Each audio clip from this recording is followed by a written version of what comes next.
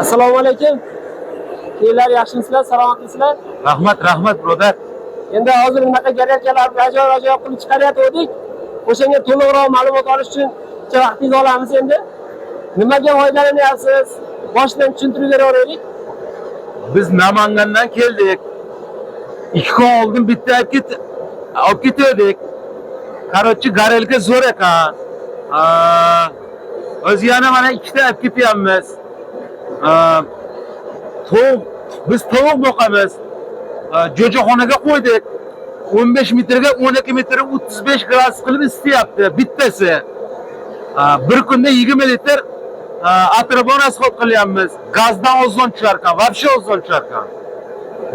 Qiziqina o'ylayna tovuq boqarlar hammani. Necha mingta jo'ja boqyapsiz? O'sha 2,5 mingta. 2,5 mingtani bittasi ona tovuqlik qilib beryapsiz. O'shanda bo'lyapti. Foydalanib shu holatda foydalanyapsiz. Mashg'ulotni yoqib qo'yasiz bo'ldi. Bo'ldi, yoqib qo'yamiz bo'ldi. Ha. Bo'ldi. Zo'r ekan garelka.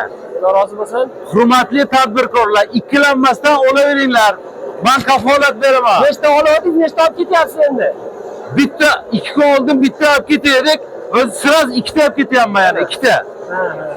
Xudo rozi bo'lsin. Mana akalarim. Mana shu yo'lishi mana shu. Bir xil qilib yoqib qo'yapti ekan, bir Ashundoq. rasxotimiz. Nech gradus ushlab turibdi? 35 gradus. 35 gradus hozirgi paytda. Hozirgi paytda hozir 10-larda turib, sal sovuq qoldi. Kecha qanaqa sovuq bo'ldi? Kecha bosh sovuq bo'ldi-ku, qor yog'di. Bizda misol qor yog'di. O'shanda 20 litr rasxod qilib 24 soatga 35 gradus ushlab turibdi. 35 gradus zo'r.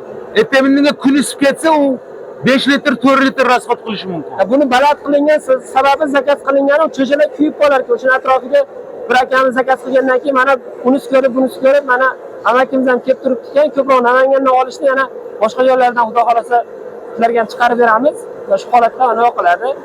Garelkalarimiz. Sog' bo'linglar, salomat bo'linglar.